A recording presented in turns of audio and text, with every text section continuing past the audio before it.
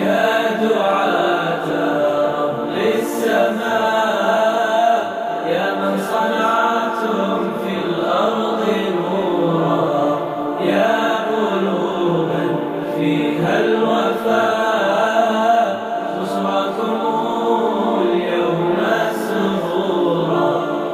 أهلا وسهلا قولا ولحنا منا لكم كل احترام.